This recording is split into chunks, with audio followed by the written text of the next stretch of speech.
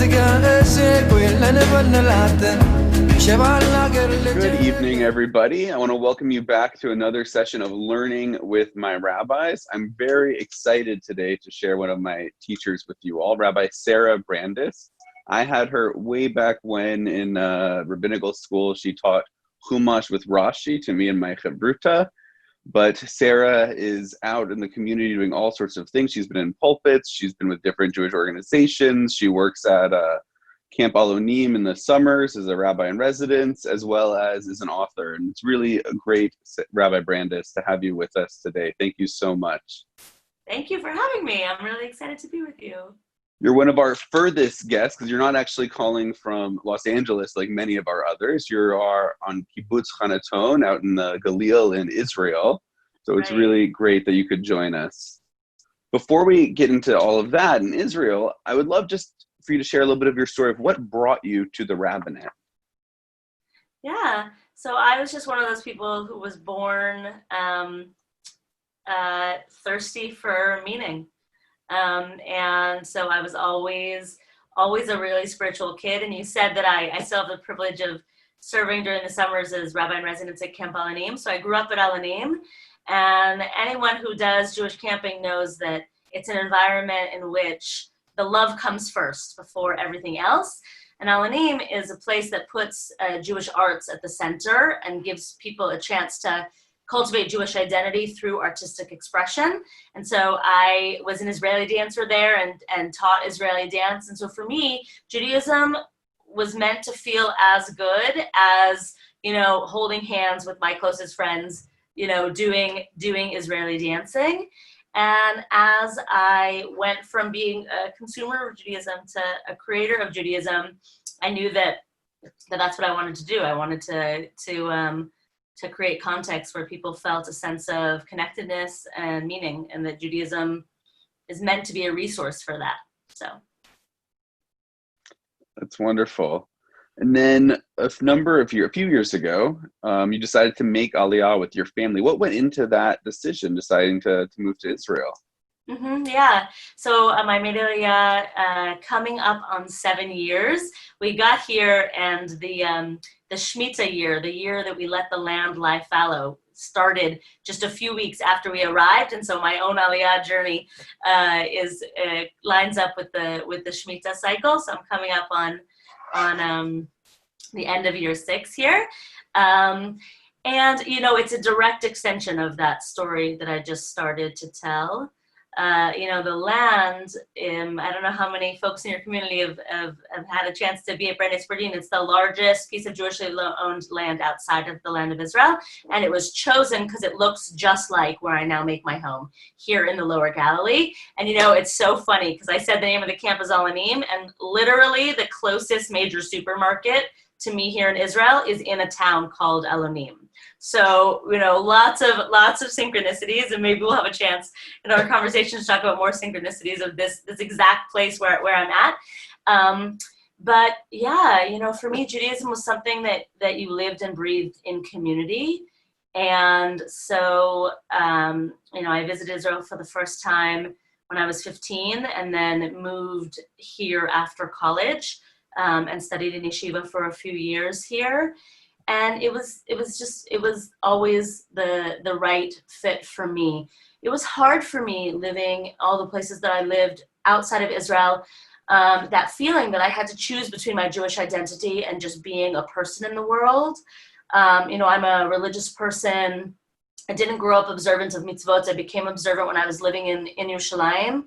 And there was just such a sense there that religious life was about going with the flow of the mainstream culture as opposed to trying to swim upstream. And that feeling of swimming upstream was hard for me, even somewhere like in LA. I know that both you and I, we have shared common experiences of these really vibrant Jewish communities within these big Jewish, like LA has 250,000 Jews. It's not that I was a minority in that zip code where I grew up per se, but it just always felt like swimming upstream. And here it feels organic. It feels like something that I can live and breathe. And then, the other piece of the decision had to do with just basic quality of life factors that it's strange for you and I to talk about that during this pandemic. So much of the slowing down that now has been imposed on us by this terrible virus, it's what I was looking for. You know, when we were chatting before we started recording, and I was saying that all things being equal, the truth is a kibbutz is not the worst place to navigate a global pandemic, because here my life is simple. You know, I have two kids who are now, they were 4 and 7 when we made Aliyah, so they're now 10 and 13. And the difference between their awareness growing up, you know, next to the movie television industry in LA, as opposed to now, they can literally go months without seeing a billboard, you know, and they certainly don't see magazines. And not that I'm like anti-mainstream culture, I'm not, but there's just something about simple living that was what I was looking for, and I found it here. So we, as rabbinical students during our Israel year, we actually stayed at Kibbutz Hanaton for a few weeks. And I just remember it felt like everyone there was living at summer camp in a way. It just had that like magical disconnect from the outside world. I mean, a lot of people drove and had jobs off site and things like that, but it felt like this magical little city of Judaism and community, that sense of just connectedness, which was wonderful. We're hopefully going to have Rabbi Yoav on in a few weeks to talk a little bit more about the kibbutz. Could you give us just a little bit background about the kibbutz and what it is? Because it's very unique as a non-Orthodox but still religious kibbutz, from my understanding. That's a unique thing in Israel. Yeah, a unique thing in the world, and also unique in Israel. Yes. There was a year, but you know, I said my background was Jewish camping, and there was a year between when I made the choice to make Aliyah and we actually got on the plane. And during that year, I wouldn't have been as bold as to say to you, I'm going to live at summer camp.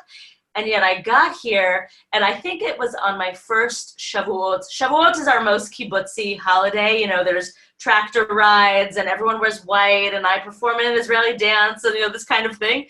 So very, very kibbutzi. And I think it was on that first Shavuot we were making flower wreaths and we were all in white. And I looked around and I said, I did move to summer camp, actually. That's what happened. So Hanaton is it's a very unique place. It was a kibbutz that was seeded by the conservative movement in the mid-80s. It was a group of USY alum and a group of alumni of the Israeli parallel to USY called Noam.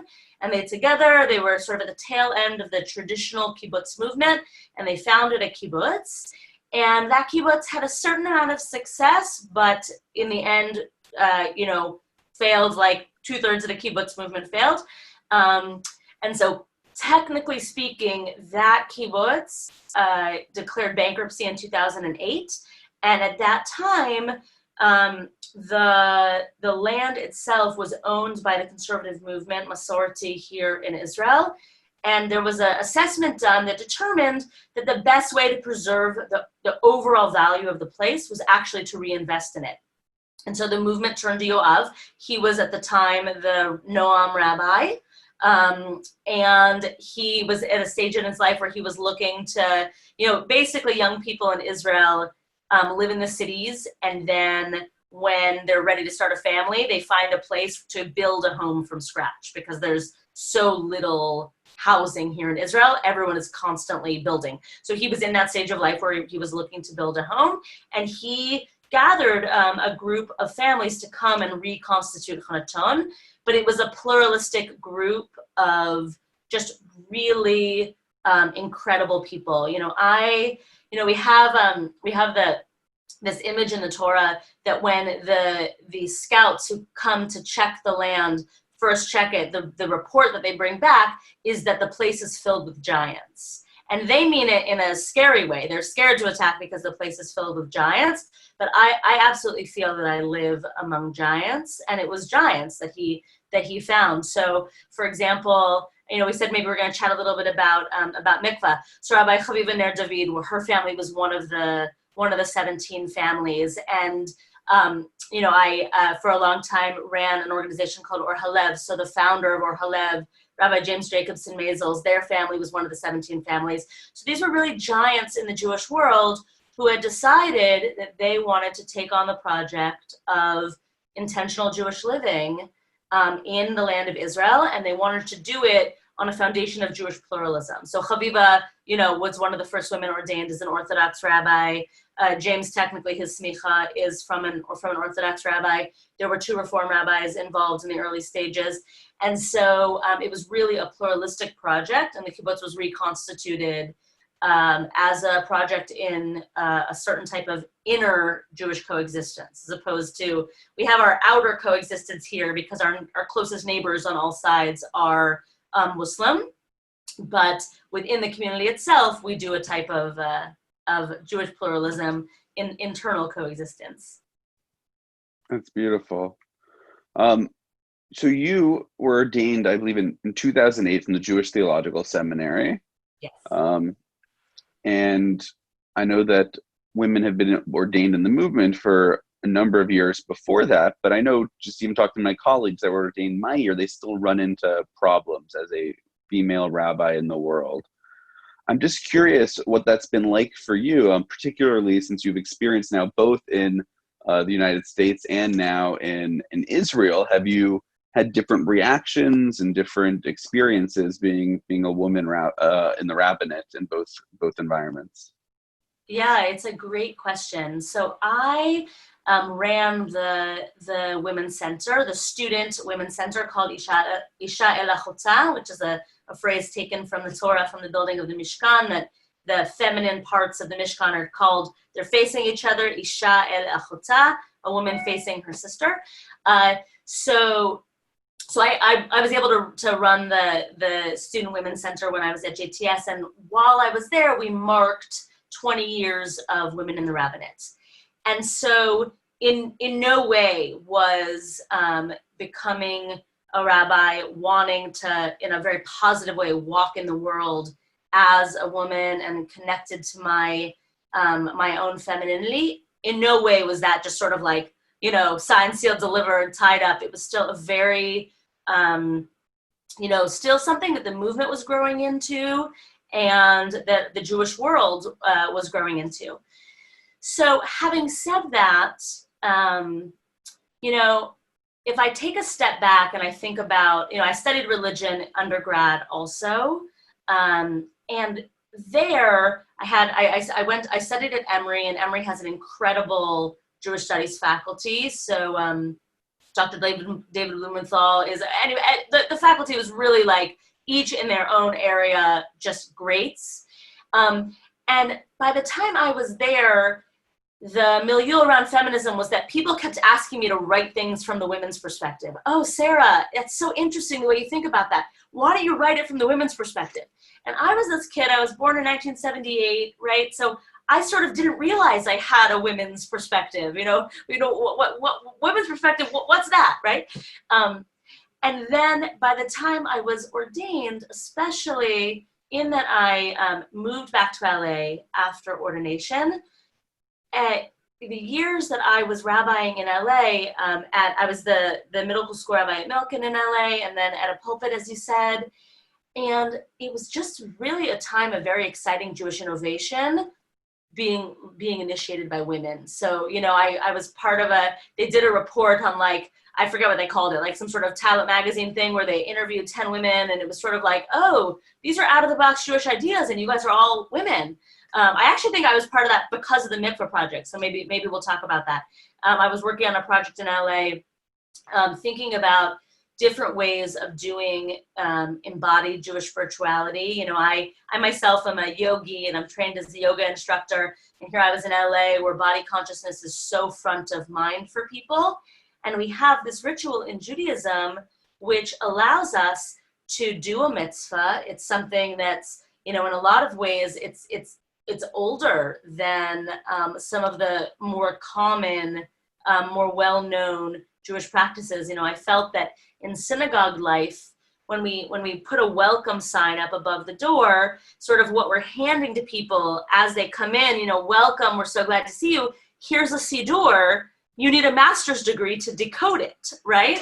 And whereas with Mikvah, that there was no background knowledge required, and you could just really come as you are, and even more than that, you sort of to immerse, for women to immerse in traditional ways. We take off all of our coverings, we take off our nail polish. There's no frills. It's just literally only come as you are and do this thing that's very, very visceral.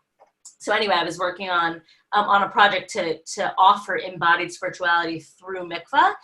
And my project was connected to women. I was building a women's center back then, but even so, the context for this article was women as out of the box thinkers.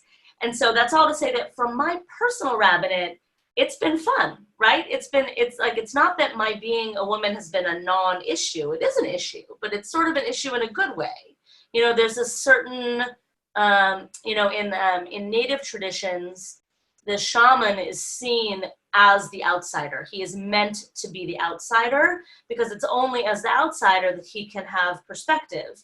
And so there's a certain way that that's true, that for women as Jewish leaders who are not, if we just take mitzvot and being counted, in a minyan, or whether or not it matters that I perform a Jewish action. No, I can if I feel like it, but like, I don't know, you don't have to, right? That kind of attitude. And the way that is othering, and then from that place of othering to say, no, you see differently, you see different possibilities. And having said all of that, I'll be honest with you, when I decided to move to Israel, I didn't expect to work as a rabbi here. In LA, I wanted to build a mikveh as an alternative to a synagogue.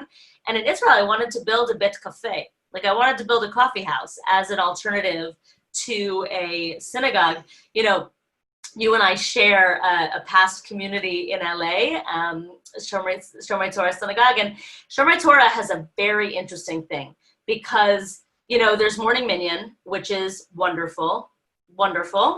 And not, it's not a synagogue that struggles to make morning minyan. Unlike, there are some places that do struggle. This place does not struggle. They have a morning minyan. Folks who are saying Kaddish have a really powerful experience there.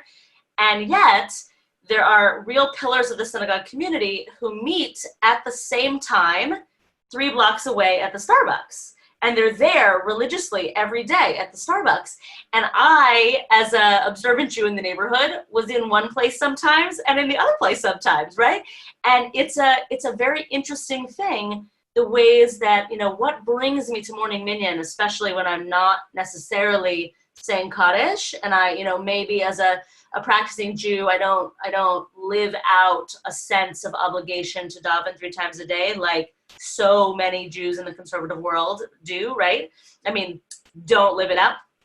Yeah. And so then maybe I'm being brought to morning minyan for a sense of community and connection and listening and that kind of different asking of how are you? And so these folks were getting it at Starbucks, right? From the group of people that they were meeting there. So anyway, I wanted to build a Beit Cafe, not be a rabbi.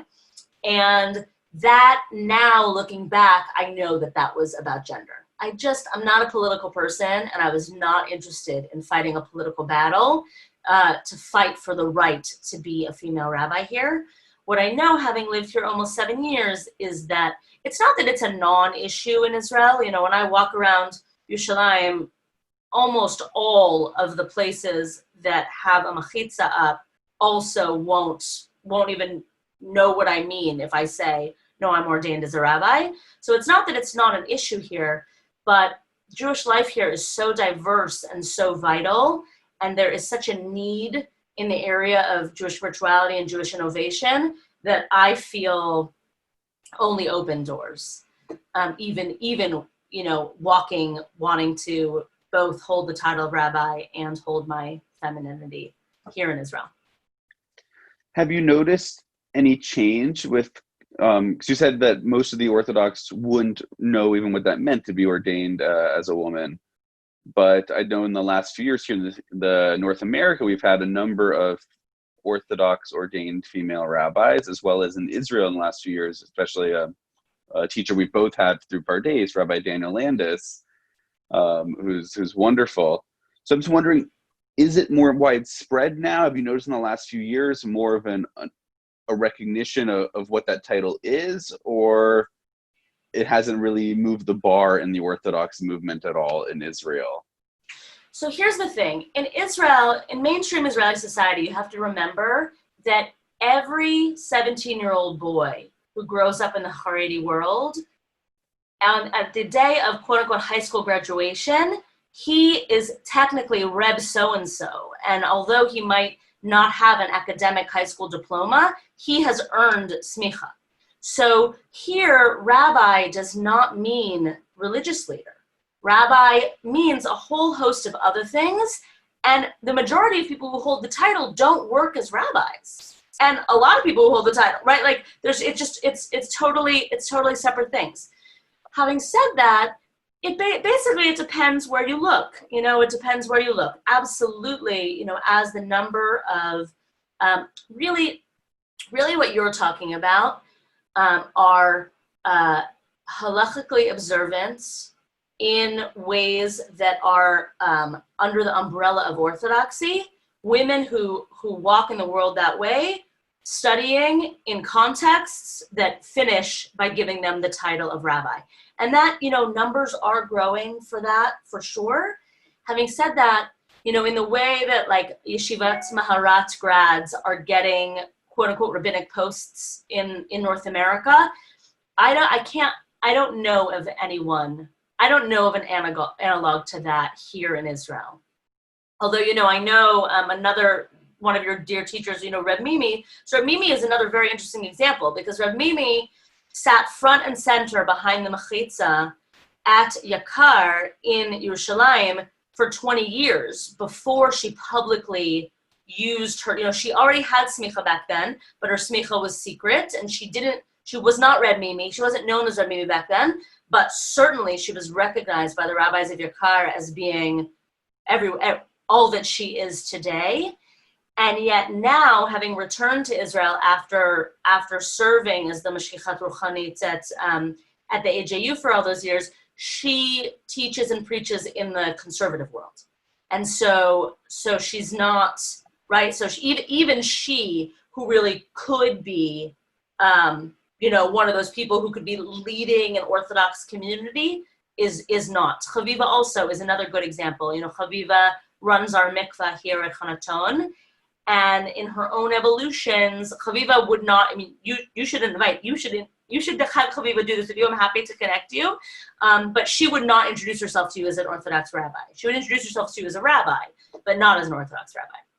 So, so it just sort of depends. And then the last thing I'll say about this is that Israelis are just so funny,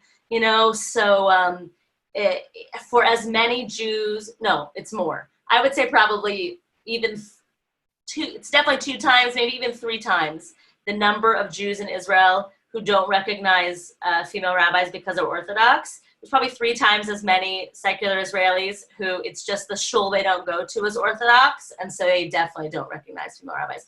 So there's this, the best statistic to see that, bat mitzvah, including anything other than a party in Israel, is still holding around 3%. Something like 3% of Israeli girls do anything beyond a party. And that's in the broad second, so lots and lots of families who, the father probably knows how to make kiddush, but like maybe they make kiddush each week, maybe they don't. Those families, a 13-year-old boy will still lay tefillin on a Thursday morning, will study with an Orthodox rabbi, will learn to lane, and will have a bar mitzvah that looks similar to what we call bar mitzvah in North America. But the girl in that family will not. She'll have a party. Wow. So going back a little bit to the program you started in Los Angeles with Mikveh, it's something that our synagogue's been working on, not Mikveh specifically, but bringing women into mitzvot. We've been fully egalitarian now for a little over 3 years.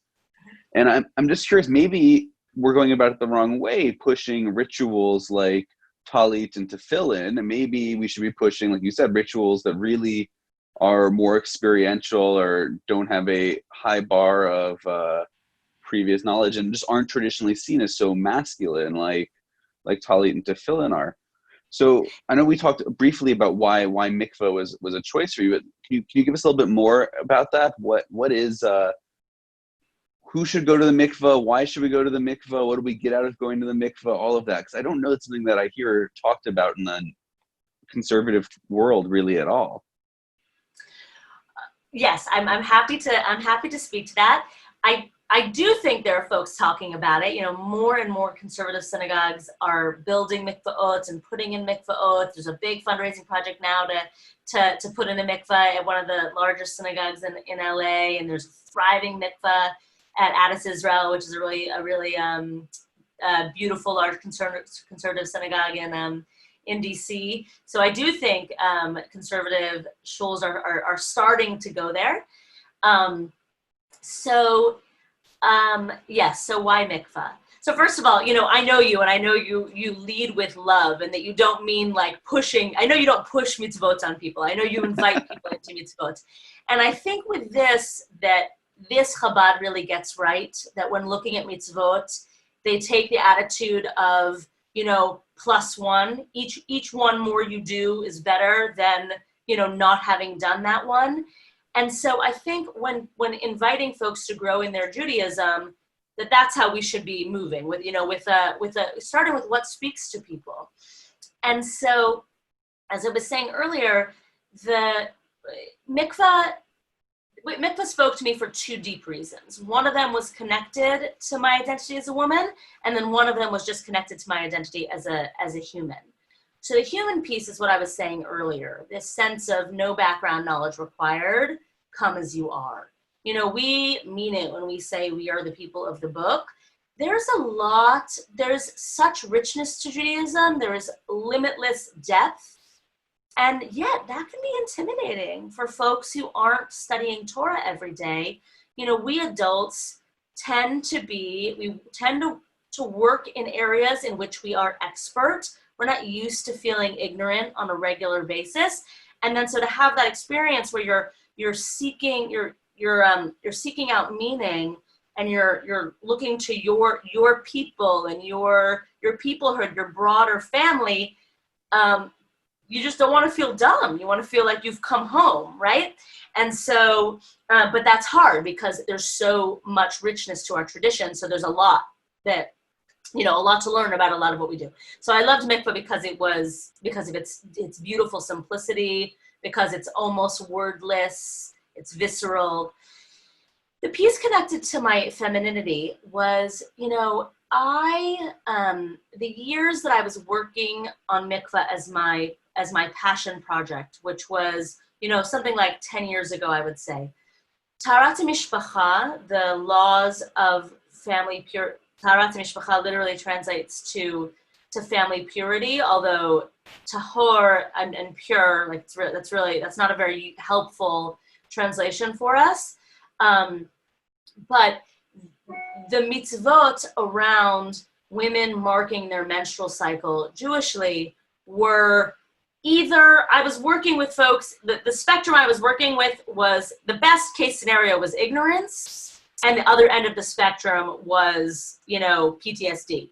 You know, sort of like don't call me dirty. How dare you call me dirty? What do you mean I'm impure? You know, and so that was the PR campaign that we had to wage when we were making the case for this ancient Jewish ritual. My feeling about it was different. My feeling was that the fact that as I said, I have 2 kids, right? So it's only because of the fact that I was born, you know, as a cisgendered woman with a healthy menstrual cycle, that I was eventually able to realize my desire to have children and bring 2 new human beings into the world. Mikvah, Nida, menstruation, is entirely about life and death. And when you go into the Jewish sources, the rabbis knew that. They knew that, you know, the most powerful purifying agent in the temple is blood. Blood in Judaism is life. The Torah says explicitly the life is in the blood.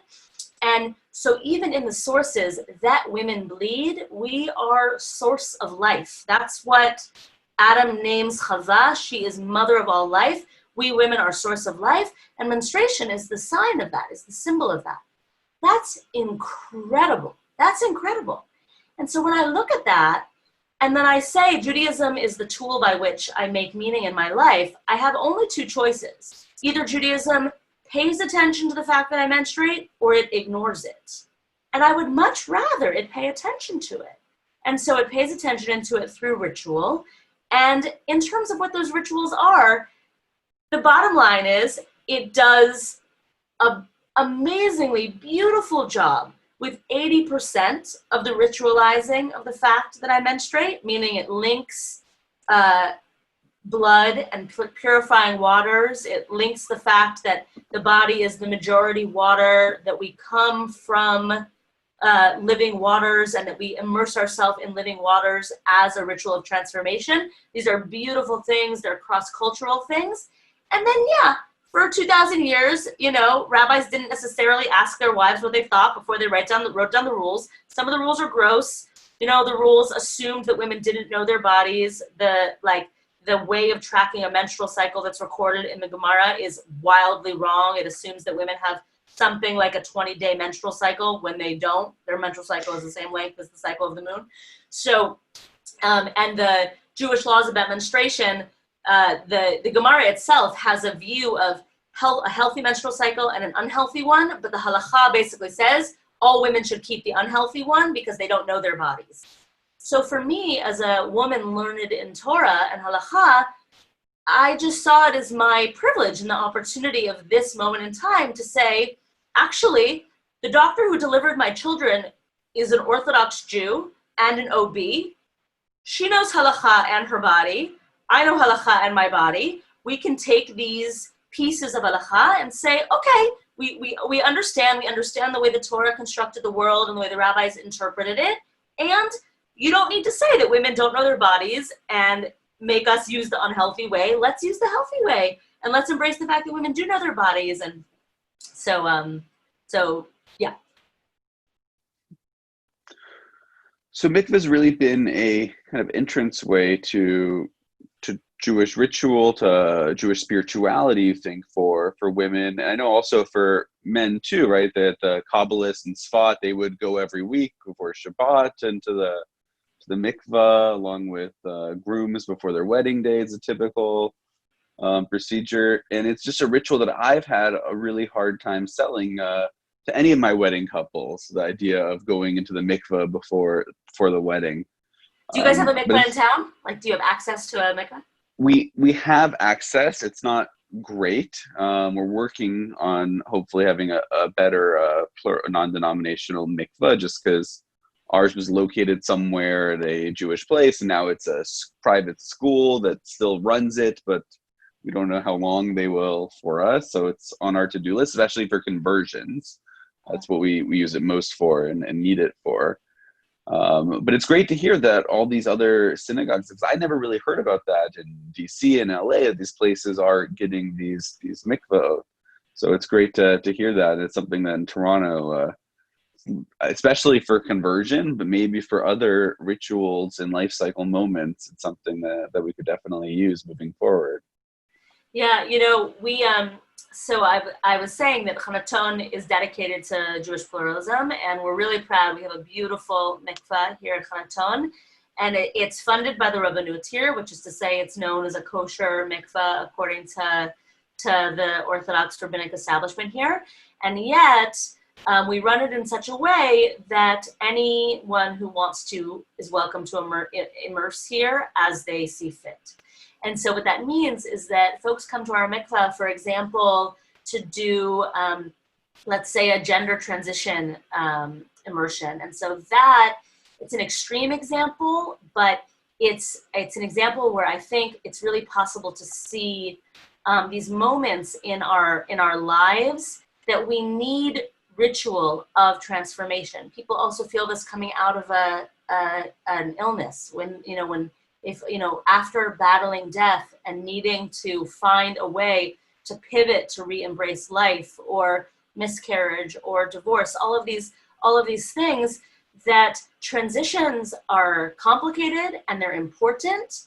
And sometimes we have that sense that we need to really, really start fresh. And so, we as human beings, the womb is filled with water, and mikvah is meant to be, it's a container for Shekhinah, for the divine feminine indwelling presence of God. And it's meant to be like the womb. It's a collection of living waters. And so what we're doing when we're immersing is we're playing with these rebirth, aspects of rebirth. And so when you say that you have a hard time selling it before the wedding, I'm kind of curious, like, do your folks fast before the wedding? And, it's like maybe that's the wrong time to sell it, right? Maybe the way to invite people into the ritual is places where people feel really hungry for the need to help get from where they are to where they want to be. Definitely. I want to pivot a little bit just to Jewish spirituality in general. I know you've were the executive director, as you mentioned, of Or Halev. A couple of years ago in Rosh Hashanah, we brought in a great friend of mine, Rabbi Ariel Schulklapper, who led a meditation service for us. Uh-huh. And it was very widely received and loved. And I think it's something that a lot of our congregants hadn't seen before, meditation in a Jewish setting, but really connected with. And then it's been very hard because I've had a lot of people want to continue that, want to get into that. So I guess my question is, what is the doorway for Jewish meditation, for spirituality, for someone that doesn't have access to a weekly class or a retreat and those types of things? What can someone do just on their own to kind of get into that area? Yeah, of course. Well, first of all, this is really one of the blessings of what coronavirus has done to the world, that it's completely democratized content and Jewish content. So, Or Halev, for example, is putting out, there's basically Jewish meditation sit groups happening every day, and so I'll give you those details and you can share them with your community if you'd like. So there are ways to seek out resources online, but even if there weren't, a lot of what we've been talking about already in this conversation can be said also about meditation. If you take folks' basic hunger for connection and for meaning and for a sense of wanting to drop into a felt sense of their own soul or connection with the Creator. But, for folks who maybe aren't experiencing that with the modes of Jewish practice they've known until now, meditation just says, let's hold that intention, but use fewer words. Or slow down, right? And really that's where the starting point is. And that claim of fewer words or slow down to go deeper, that was the starting point of Hasidut. That is what, the Baal Shem Tov's first and primary claim was, that everybody can do this, and do this meaning connect with God. But connecting with God is about going deep or going up, but it's not about, mumbling a million words. And so that's where Jewish meditation practice begins. And, in terms of what the great fun of meditation is that, there's no gimmicks to meditation. And, now it's like there's all these apps and all this stuff and guided meditations. That's all really, really fun. It's great. It's a lot of fun. But at its heart, meditation is making the choice to train the attention to hold where you are telling it to hold. So this is best said in Hebrew, that the word in Hebrew for attention is sumat lev. Lasim is to place, and lev is the heart. So it's a practice of choosing to place one's heartfulness in holding steady in one particular place. And where I place it is actually totally arbitrary. So a really common place to place it is the breath, and that's nice because, in Jewish tradition, the word for breath and the word for soul is almost identical. Or, I know for myself, when I was a teen, I would meditate on a candle, which now I know is really bad for the eyes, but that's how I would do it, right? So it sort of doesn't matter what the anchor is. What matters is that you're making the choice to train the attention to hold steady.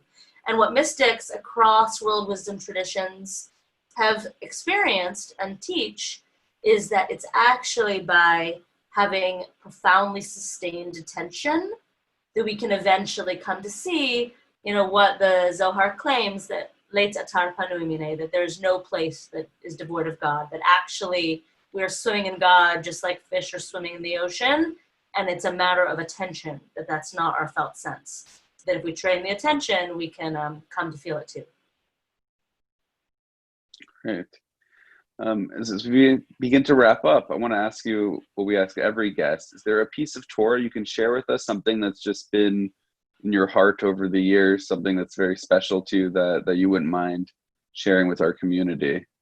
Yes, so I'd love to. So you said I wrote a book. So this was the Torah that I put as the forward to the book, and it perfectly sums up so many of the pieces of what we talked about today, because it's interesting. Torah, and actually as we're talking about this, I think that you and I had a chance to study this together way back in your first year of rabbinical school. Torah is not really self-referential. Like if you study Tanakh as a whole, there are later books in Tanakh that have a sense that we are the people of the book and their book content and but the Chumash, the 5 books of Moses, it actually uses the word Torah a lot, 30-something times, but it never means our sacred book. It talks about the Torah of this and the Torah of this and the various different teachings. It's usually used in a priestly context. And yet we have this passage in Parashat Nitzavim, in Deuteronomy and Devarim, that is trying to capture what is Torah. And what it says is just so beautiful.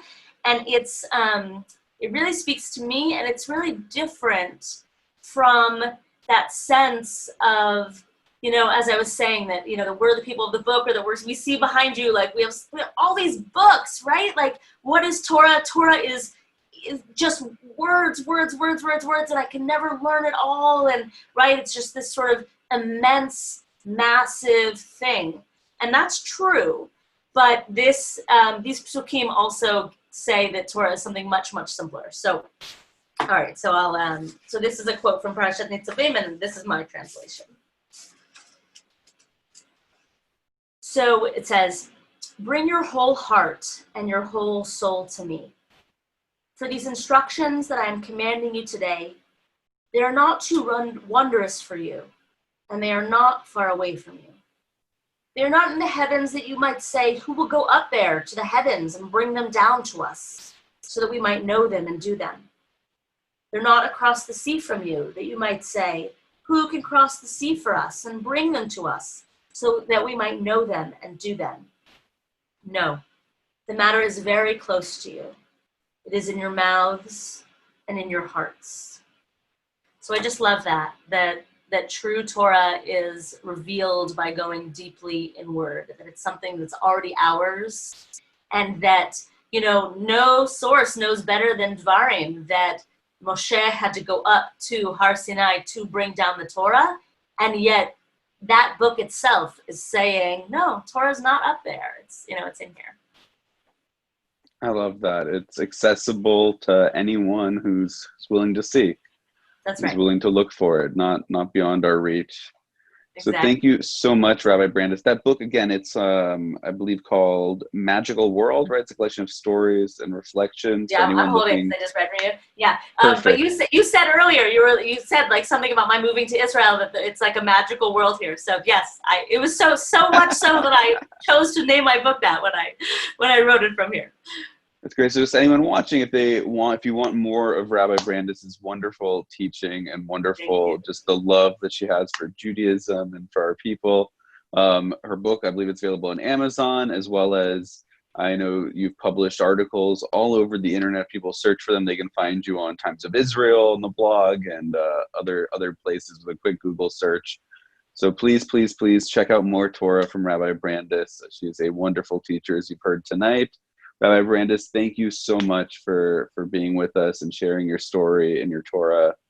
And to everyone watching from home, thank you so much for joining us for another week of Learning with My Rabbis. It's an honor and a privilege to share the teachers that help shape my rabbinate with each of you at home. So thank you. So nice to meet you. If you don't love your neighbor, if you gossip